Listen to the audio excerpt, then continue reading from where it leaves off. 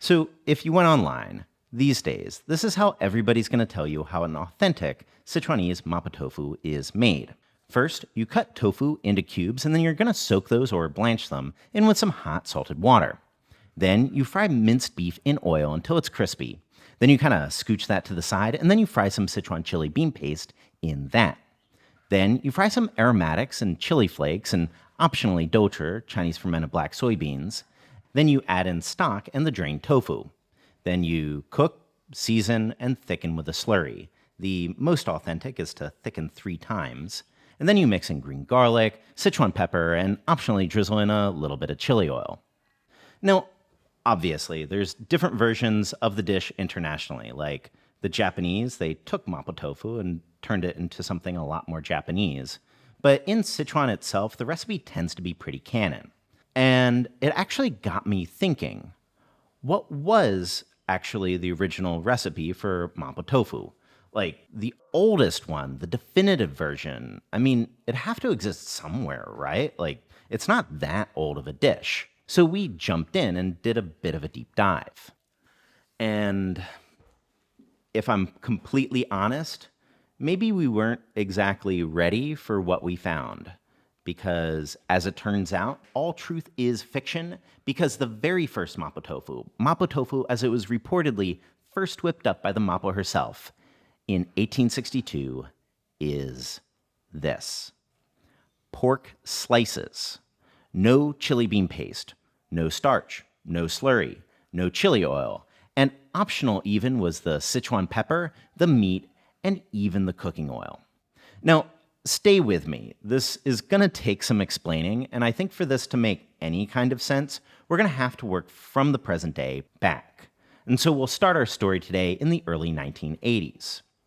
It was the early days of China's reform and opening up, and Kikkoman, the soy sauce company, cooperated with China's Ministry of Culture to develop a Japanese language Chinese food documentary.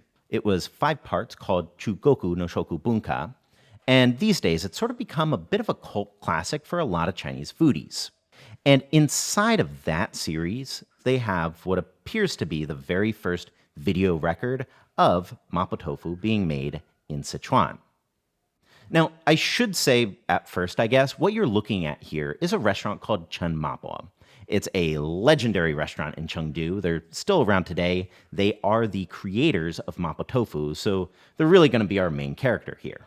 Our Japanese documentarians, they were let back into the kitchen where they actually get a pretty good look at what's going on. They start off with a good slug of oil, and then there is, annoyingly, a cut. But then they show seasoning the base. It's helpfully listed for us here. Sichuan pepper powder, chili powder, doucher, Chinese fermented black soybeans. Then stock is added together with tofu and some green garlic. After 3 minutes of simmering, it's then thickened to eye with a starch slurry and finished with chili oil.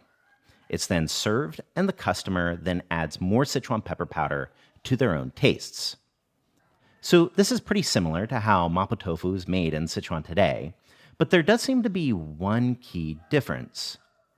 Where is the pixian doubanjiang, that Sichuan chili bean paste? I mean, it should be there in the 80s, right? Like, maybe the filmmakers just forgot, but I'm not seeing it at the station either.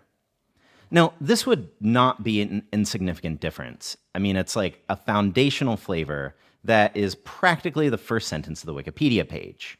It's undeniably a pretty tantalizing thread, and to unwind it, we'll need to make our second jump back in time to the 1950s to our source number 2.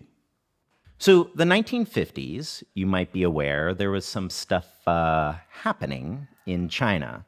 And I mean, it's a pretty old trope that communist revolutions are bad for food. Like there's that old joke about Castro's Cuba that the biggest failures were breakfast, lunch, and dinner. And it might be true for Cuba. I don't know, I've never been there. But the way I personally look at it is that it's really modernization in general that's the stressor for food. Because at least like when I look around the world, it seems to me that food culture is preserved and continued best by the cultures that care about preserving and continuing their food culture. Like there's capitalist countries that definitely didn't, capitalist countries that did, communist countries that didn't, and of course, communist countries that did. And in China, in the early 1950s, a project was commissioned by the Food, Beverage, and Hospitality Bureau to catalog the food found throughout the country. The logic supposedly being that the F&B industry should inherit the traditional culinary experience of the working class to better serve the people. And wherever you find yourself on the ideological compass, the end result of that was this 11-volume series that's undeniably a pretty amazing document. It's called 中国名菜谱. It's got mid-century recipes from 20 different Chinese cuisines, and it's a ton of fun to flip through if you happen to know a little Chinese. Now, Chen Mapo had long been a Chengdu institution by the time of the revolution, and so when this project came knocking, they presumably gave out a recipe. And so here it is, the very first written recipe of Mapo Tofu. First time I think it's translated into English. You'll be able to download the thing itself, plus our English translation, in the Substack post as well. Because honestly, I think this has now become my all-time favorite Mapo Tofu. It is really fantastic. You have to make it, so maybe we can work through this together. Now, the first most obvious thing about this Mapo Tofu is the sheer quantity of meat. It is 2 parts tofu to 1 part meat. Now, I personally have been on record slagging some Western recipes online for Mapo Tofu as Mapo burger helpers, and this here is me eating my crow. Now, this also calls for lean beef. But something that you do always need to remember whenever you're working with any kind of historical recipe is that meat in the past used to be a lot more flavorful than it is today. I mean, all beef was farm beef. So because of that, we're going to be using shin today. It's a stewing cut, I know, but it is lean and it is beefy. And after we mince it and fry it, I promise that texturally it'll work out just fine. Then the second thing to pay attention to is the stock. And for this, they specifically call for a compound beef/pork stock. They don't give us too much information here besides it's a combination of oxtail and pork knuckle. I know that pork knuckle isn't super available abroad, and these days oxtail, you might need to take out a second mortgage to get your hands on some. So instead, we're going to be using a mix of a ½ kilo of pork bones and another ½ kilo of some more beef shin.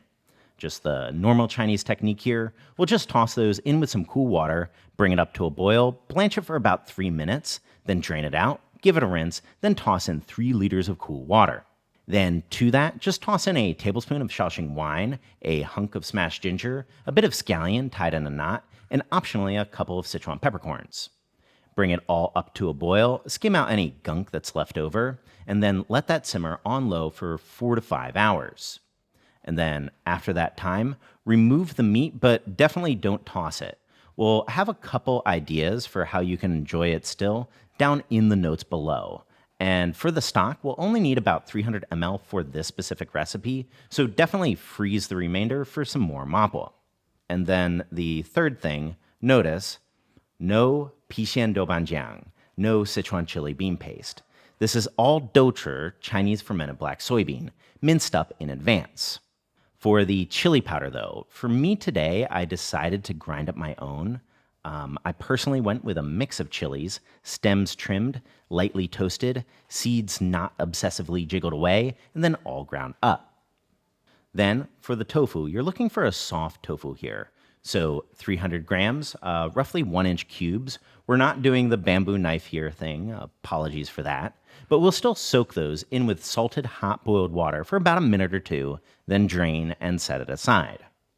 And then, finally, to make the mapo tofu, to a wok over a medium-high flame, we'll just get up a ½ cup of oil up till bubbles just start to form around a pair of chopsticks. Then toss in the minced beef. Then we'll slowly let that fry as you usually would a mapo, that is, for 6 to 7 minutes, or until it's past done, slightly golden, and the oil begins to get cleared up once again. Then add in 3/8 of a teaspoon of salt to the oil, quick mix, then go in with a minced douchi. Now they're pretty strong about this in this recipe. The idea here is to really smush and fry the douchi in with the beef and combine those as evenly as you can. about 30 to 60 seconds. Then in with the chili powder.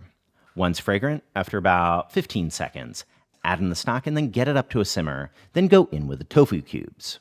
Now, this bamboo lid here is helpful because it'll still allow for a bit of reduction. You could also use a loose-fitting wok lid like this, or just leave the lid ajar in the Western style. They then specify to cook this for 3 minutes if it's the summer. We went for about 4 minutes or so. You'll probably still need to slightly eyeball this. For me personally, for a mapo tofu, I'm usually looking for it to have reduced by about a quarter. Then toss in 30 grams of chopped scallions, mix, then sprinkle in a teaspoon of soy sauce and a quarter teaspoon of MSG. Mix again, then thicken with the slurry. The exact quantity in the recipe is a little bit ambiguous. I personally liked it a little on the heavier side. So with the slurry made with about 2 teaspoons of starch mixed with a little bit of water. And then once that's thickened to your liking, they then add in the Sichuan pepper, which is a pretty hefty quantity. So my personal suggestion would be to add in half and then take the mapo out and then add in the other half at the table to taste, kind of like the footage from the 1980s. And then the end result of this recipe, it's really quite beefy. It's definitely not a vegan dish. And I've got to say, it's actually kind of a masterpiece. But you definitely do need to understand, like, everything here is balanced around the beef. Like, flavoring the rapeseed oil with lean is honestly pretty genius. And of course, doucher is well known to go awesome with beef, ditto with this sort of untoasted Sichuan pepper, and the compound stock really just rounds everything out. So, to review, meat heavy, no chili oil, also no chili bean paste, something that we suspected in our footage from the 80s and then confirmed in with this recipe. We are part of the way there now, but to go further, I think you're gonna need to be introduced to the man that invented this masterpiece of a mapo, and that is Xue Xiangchun. So Xue Xiangchun, he was the chef of Chen Mapo from the early 1920s to about 1971. Tall and lanky with a rectangular face, a hard worker and a quiet man, a lot of what we know of today as Mapo Tofu was actually his invention. Because before Xue Xiangchun, Chen Mapo was what was called a fanpu, a working-class eatery that might not exactly be what you would imagine as a quote-unquote restaurant. You see, in old Chengdu, fanpu, they would provide rice, pickles, and basically cooking know-how, and that's pretty much it. What you'd do is you'd bring your own ingredients to the fanpu, so meat, vegetable, oil, and then they'd whip it up with what seasoning they have around. And Chen Mapo apparently had some pretty excellent seasoning, and so it had long been a Chengdu institution for many a year, passing from mother to daughter, when I guess maybe one of them just wasn't that into the cooking aspect and hired Xue Xiangchun. And over the years, Xue Xiangchun tinkered.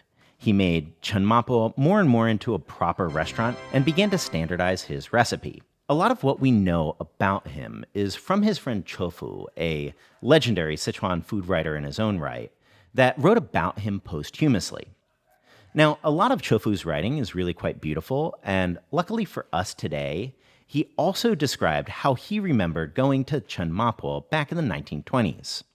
He started back in the fanpu days, so before going out, him and his friends, they'd split up and gather all the raw materials, and upon arriving at the place, they'd hand the beef to the kitchen, where they would first mince it up with ginger. He then continues, I've been watching Master Xue's tofu braising procedure for a long time, and I can clearly still remember it. He poured rapeseed oil into a wok and heated it up. Then he added the beef, and when it was dry and crispy, he added the doucher. Then the chili powder is added, but it's a coarse chili powder. Then he adds in the tofu. He spreads it out on his hands, cuts it into cubes, and then adds it to the wok where the fried meat is still bubbling. Use a spatula a few times to mix it evenly, add a little thin soup, and then finally cover it all with the oil-soaked bamboo lid. Then, after it's cooked over the charcoal fire, open the lid of the pot and watch the heat. You might need to simmer it a little bit longer. You might only need another quick stir. And then, with that, the famous Mapo tofu can be served at the table. So this is actually pretty similar to our recipe from 58 with a couple key differences. First, this Mapo tofu isn't thickened with starch. You can clearly see that he gets to the consistency that he wants with reduction. Second, there's no Sichuan pepper powder in this recipe. Instead, it's going to be served at the table for the customer to add themselves, optionally if they want. Now, we're getting closer, but pre-Xuexiangchun, that's where our trail gets incredibly thin. From what we can tell, and we are not historians, the oldest written mention of Mapo tofu is from the Biji Chengdu Tonglan, where in 1909 they write, "Among the famous stores in Chengdu, there is Chen Mapo's tofu." So not super helpful for us, but luckily there's another good source. Li Jiren, who was writing in the 30s and 40s, but is still the best look at what we have at what things were supposedly like before Xue. So the original shop, as is oft repeated in Chengdu legend, was outside the city walls by the Wanfu Bridge. This area was quite close to Supo Bridge, which was the center for oil pressing workshops in Chengdu in the late 19th century. Reportedly, workers transporting cooking and lighting oil to and from the city, they would stop by the shop for a meal, which was famous for their spicy tofu. And being a working class fampu, remember that the final dish completely depended on what you brought to the shop. If you only had a couple coins in your pocket, you could, and people would, eat Mapo's tofu without meat and without oil. Though everyone seemed to agree that it was more delicious with more meat and more oil. Then the other bit of context to know is that Mapo tofu throughout history, it seemed to go through beef phases and pork phases. Because up to the mid-Qing dynasty in Chengdu, there were actually regulations on the slaughter and consumption of both beef and mutton in the city. So it was actually a later introduction to the diet of the Han people in that corner of Sichuan. Either way, though, as Li Jin reported. Chen Mapo was an old woman with an unsightly appearance. The method at the time was to heat rapeseed oil and then fry in minced chili peppers, then add pork slices, tofu cubes, green onions and green garlic, add salt, add water, cook for a while, and then when the spicy red oil covers everything, serve. Add Sichuan pepper powder at the table. And that's that. Now, I think maybe we can call a spade here. I think if we waved a magic wand, if we resurrected the Mapo herself, asked her to whip up some of her famous spicy tofu, filmed it, put the footage up here on youtube.com, Mapo, I think Mapo might be canceled for making Mapo tofu wrong. Because, I think what's happened is this. Throughout the world, the nexus of food culture, it moved from home kitchens in the 19th century to restaurant kitchens in the 20th century, and now to social media in the 21st century.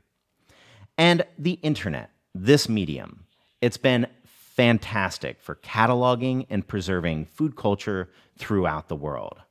But it also has a pretty big problem. And that problem is that you can't exactly taste things through a screen. So what we tend to do is we judge the quality of stuff online based off of how well they conform to our expectations and our pre-existing knowledge, not based off of the deliciousness of the end result, because, we can't. But at the same time, that's kind of unnatural for food, right? Now, it's good to have standards, and I definitely know how frustrating bullshit recipes can be. But I think if you want to criticize a recipe, you can almost always replace the words incorrect and inauthentic with something more specific and more actionable.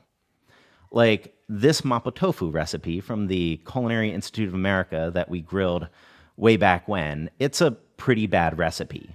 But it's bad for specific reasons. They broke the shape rule. The seasoning just doesn't come together. And perhaps most damningly, they obviously tested the recipe assuming a crowded wok. So definitely do criticize. We are all fair game here. It can even be pretty funny sometimes. But maybe do try to remember to actually bring some culinary receipts to the discussion so that we can actually develop our craft together. Either way, 2 final things before we go. I think a lot of people would probably be angry at me if I didn't answer the question here of which of these 3 is the most delicious. And my definitive ranking would be 58 at the top, Chofu's report in the 20s, and then the 19th century version. The 58 version, again, it's awesome. And the 20s version, it feels like it was kind of working towards that. The 19th century version, I feel like it has potential. It feels like it sort of has that fuck it, home cooking kind of energy to it that I love. But at least as we did it today, I think it also needs a little bit of soy sauce and MSG at least to round things out. Now, I think it would be tempting here to kind of craft a narrative of the ongoing development of Mapo Tofu throughout history, but it's also probably no coincidence here that this ranking, it would also be how I would rank the reliability of our narrators. So like 58, it's a proper recipe. Chofu was a food writer, a very good food writer. Jiren was not a food writer, he was a novelist, just a novelist that happened to really like food. So there's also that. And second, because I know that at least some of you are going to run off and try to make the 58 version right now, something that I do definitely need to say is that when you cook it, definitely do eat the thing immediately.